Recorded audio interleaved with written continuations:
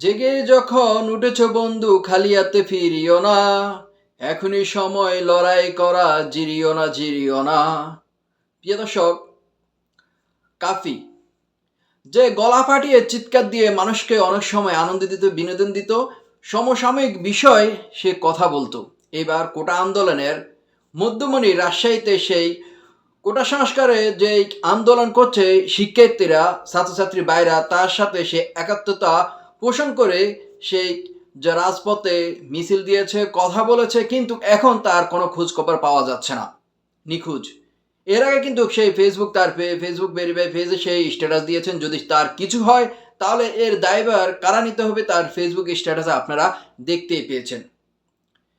সর্বশেষ তার আপডেট ছিল তার বাড়ির সামনে কয়েকশো ছেলেরা মিছিল দিচ্ছে।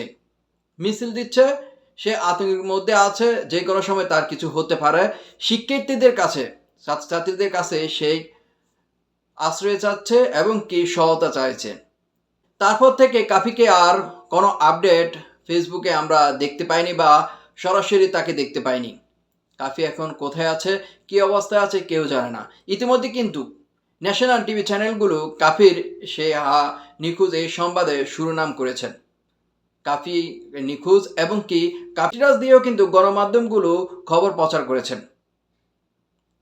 তার কথাগুলো অনেক সুন্দর লাগে, অনেক ভালো লাগে। সমসাময়িক বিষয়ে সে কথা বলে, সে যুক্তির কথা বলে, পয়েন্টের কথা বলে, পয়েন্টের বাইরে যাওয়ার কোনো সুযোগ সুবিধা নেই, এইভাবে কথা বলে। বাসলে গাজী আর ওই গেলে শহীদ, যেভাবে আবু সাইদ শহীদ হয়েছেন। বাংলাদেশে এখন কোটা সংস্কারের আন্দোলন চলছে।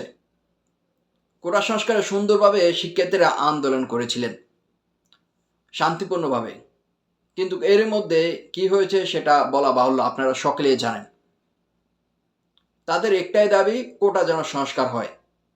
ইতিমধ্যে প্রধানমন্ত্রী থেকে, সরকার থেকে আশ্বাস পেয়েছেন যে কোটা সংস্কারে সেটি সংস্কার করা হবে, আলোচনায় বসতে চান কোটা আন্দোলনকারীদের সাথে। কিন্তু কোটা আন্দোলনকারীরা শাটডাউন ঘোষণা করে দিয়েছেন ইতিমধ্যেই সারা বাংলাদেশে।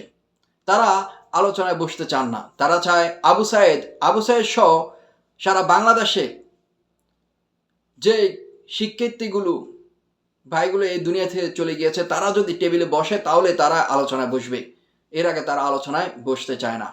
দেখা যাক সর্বশেষ কি হয়, বাংলাদেশের ভাগ্য কি রয়েছে। ভিডিওটা ভালো লাগলে অবশ্যই শেয়ার করে দেবেন, আর কাফির যদি কোথাও কোনো জায়গায় সন্ধান পান অবশ্যই আপডেট দিবেন। আর বাংলাদেশে প্রাণপ্রিয় ভাইদের জন্য দোয়া রইল, এছাড়া আর কিছুই নয়। ধন্যবাদ সকলকে।